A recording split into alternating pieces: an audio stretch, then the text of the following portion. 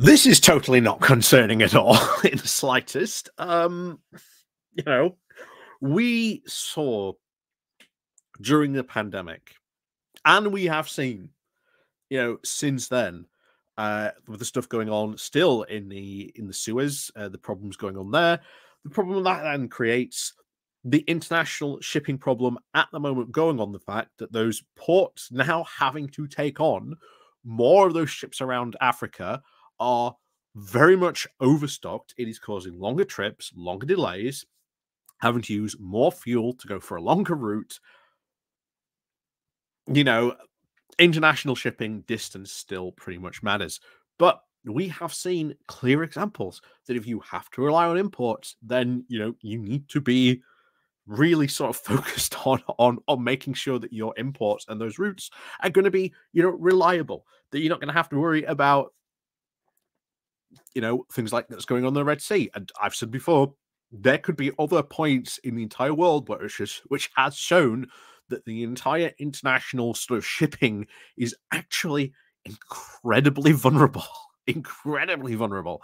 And my worry is that other terrorist organizations decide to start targeting that critical infrastructure, because if you think that them trying to disturb sort of the shipments on the Suez Canal, which is what, 15, I think, no, is it 15% of the world's trade goes through there?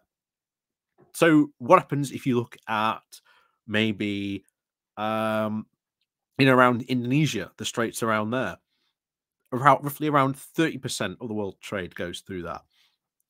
Panama Canal, very vulnerable. A lot of international trade goes through there, primarily to America. There is a lot of danger spots in and around the world that could be targeted by international terrorists, could be quite a problem. And now, unfortunately, I don't know if you've noticed in the UK, we've had a lot of rain.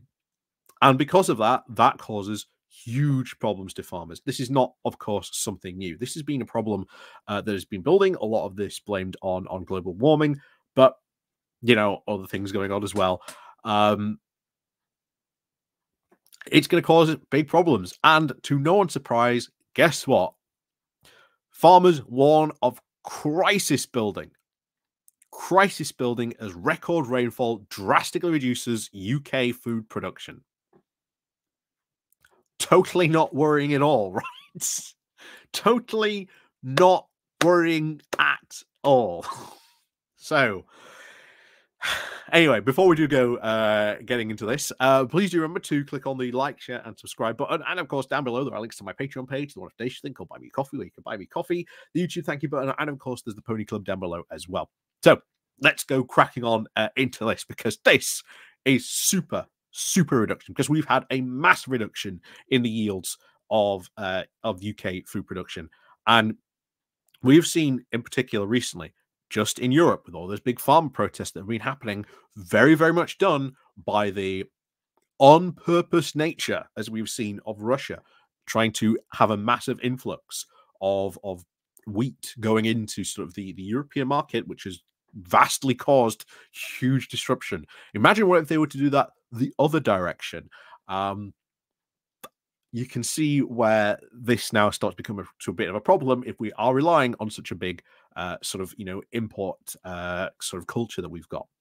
Also, as it's been said before, the Ukraine war, the world's biggest wheat producer invading the world's fifth largest wheat producer.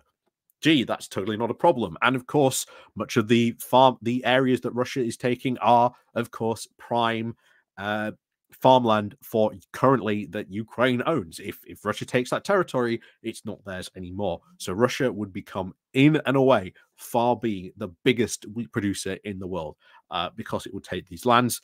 And yeah, Russia's totally not going to abuse that, right, guys? Totally not going to abuse that power. Anyway, the record-breaking rain in the current recent months has now drastically reduced the amount of UK food produced. Farmers have now warned. Livestock and crops have been affected as fields are now submerged since last autumn. You've only got to see where we've been trudging through the mud on our good morning walks. Yeah, you've seen it right there. I've seen it myself.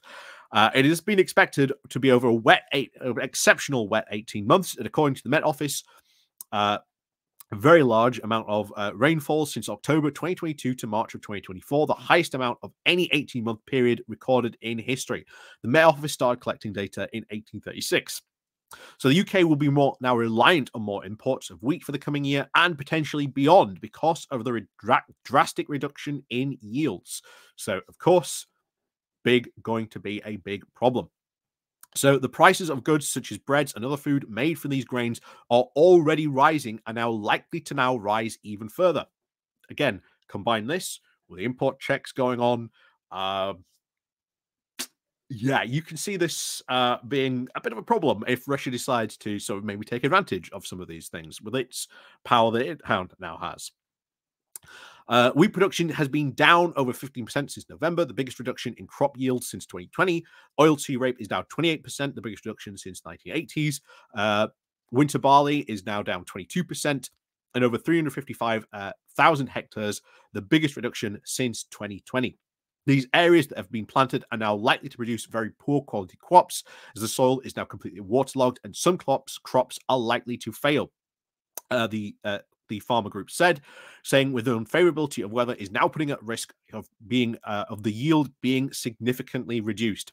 David Edall, the board's of economics analysis director, said that we may see now wheat production fall from about 40 million tons to about 10 million tons or less, so that wheat producers, flour millers, bakers will all be looking to import greater quantities of wheat this season for production of bread and animal feeds. If we see continued low production from poor weather, stubborn costs, i.e. the fertilizer, and unprofitable prices, we will now continue to need more imports and further expose our markets to staple products in bread to the world trade. The National Farmers Union has also reported the rain combined with unreasonably low spring temperatures is now taking a toll on livestock farming, saying the bleak attrition rate for lambs born is already this spring is already clear. Farmers said they are now facing a crisis, as the NUF Vice President Rachel Hilo said that people should be in no doubt of the immense pressure that UK farming businesses are now under, thanks to this unprecedented constant rain, with no exaggeration to say that this crisis is building. While farmers are bearing the brunt now, consumers may see the effects throughout the year as the produce simply does not leave the farm gate. Combine this with the impact costs of what has been soaring for the past 2 years, the awful impact of the extreme weather on farmers cannot be overestimated. I have real worries not just for the financial situation of many NUF members, but also the impact it is going to have on them personally. We also talked very recently about, introducing UBI for farmers, saying that might be a good potential solution. But of course, while that may help them financially, it does help them, of course, with the growing situation. And you've got to remember, of course, if we are having this mass reduction, then we've got to rely on imports. Where are we going to get those imports from? Remember, the world's largest producer, currently in a war that would quite like to see us reduce support for Ukraine.